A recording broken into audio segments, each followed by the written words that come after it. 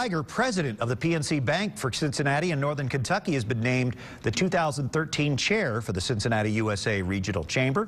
She will be installed at the Chamber's annual dinner February 21st.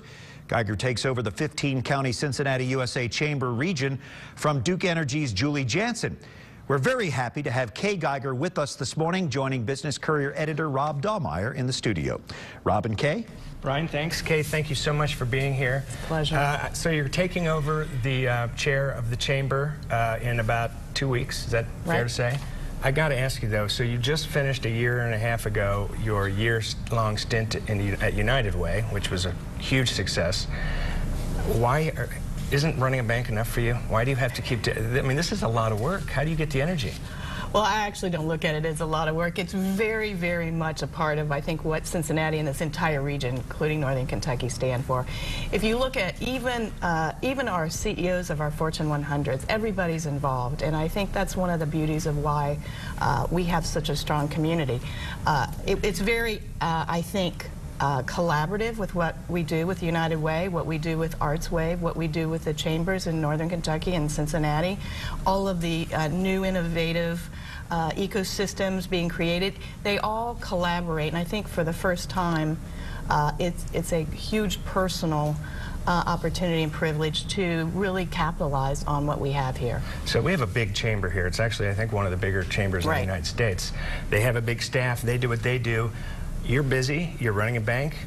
What are a couple things that you think are absolutely worth your time, where you can have the most difference as a chair for a year? What's the A time that you can spend? Well, I look at it as if there's 5,000 members of the Greater Cincinnati Chamber and we have other organizations, very significant. In fact, you're right, it's the 5th largest chamber, I believe, in the country. More importantly, I think, is the age. It'll celebrate 175 years next year.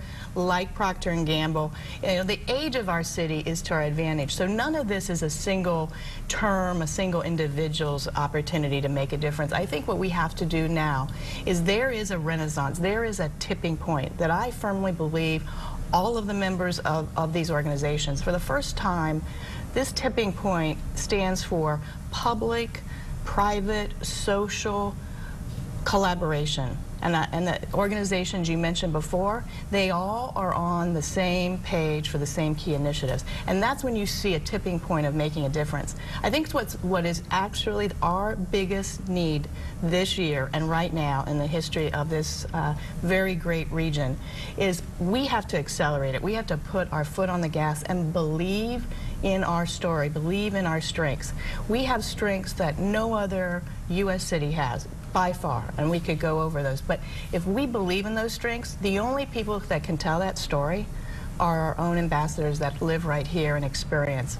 You don't have one of the largest Fortune 100 headquarters locations. You don't have 175 years of incredible arts organizations. Yeah, and I think it's going to be a great year for you just because of those reasons. I think you will really be able to help them tell this story. Thanks for being here.